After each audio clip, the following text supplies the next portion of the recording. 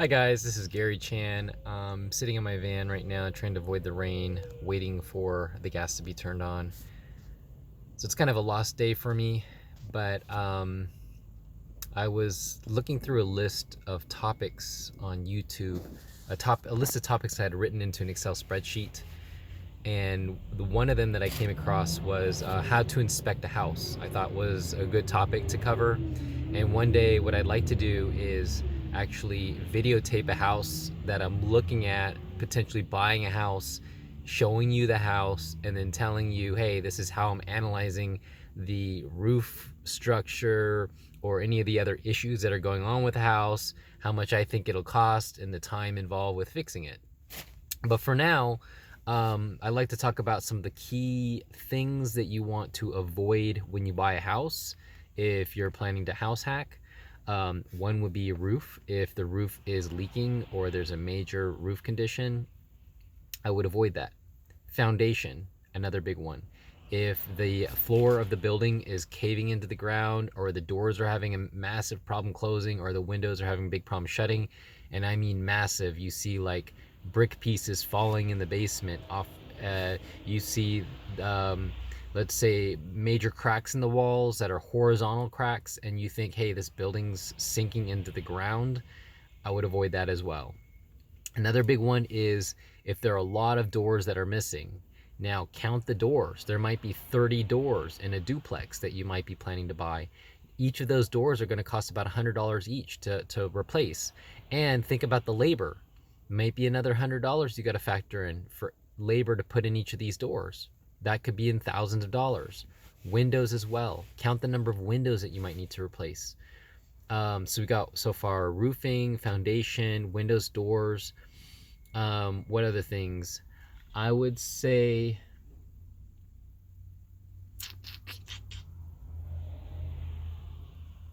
um, depending on, for me, plumbing, I can repair the plumbing, so I'm not as worried about that. And if the water's turned off, you might. Now, I've looked at houses where the electrical is turned on, but the water's not turned on. You might not be able to inspect that. I would open the cabinets underneath the kitchen and the sink faucets and the bathtub, and I would take a look at that as best as I can and evaluate that to see how significant the damages are. In the basement, if you see some major flooding or any other kind of possible indicators of major plumbing issues, if you're going to bring a plumber in, it's going to cost you probably about $5,000 to get that stuff fixed.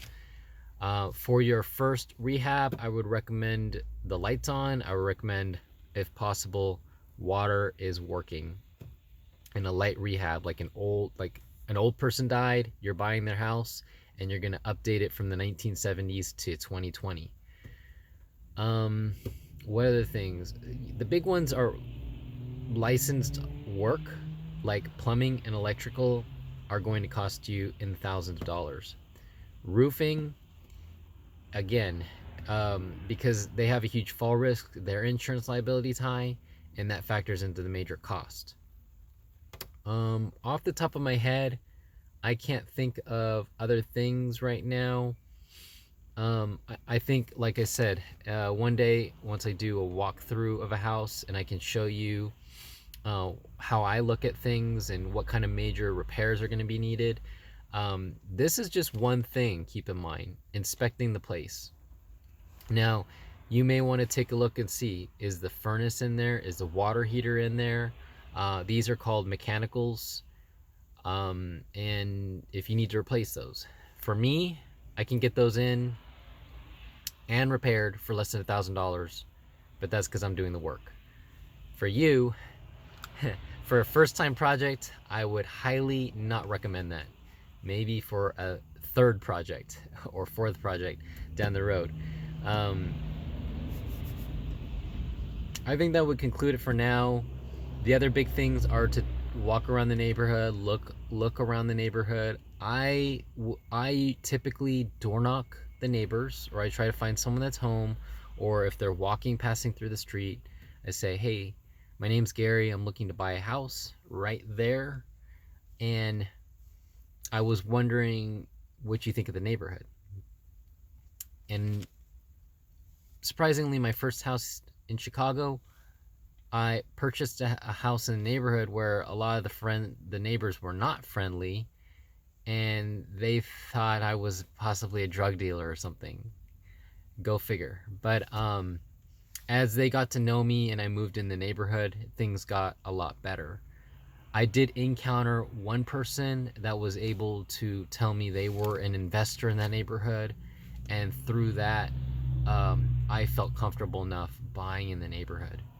So, uh, especially if it's going to be your first investment and you're buying into a neighborhood, if you have animosity from your neighbors, how are you going to have people watch your house and make sure that you're safe when you go to sleep at night? Or if you're away from home, wouldn't you like to exchange numbers with one of your neighbors so that way they can give you a call if something were to happen? So these are things that I think you won't find online that people talk about, but they're things that are important to me. Hopefully that's helpful, and if I come up with a few more tips, I'll post another video and let you guys in on a few more things that are helpful. Have a good day.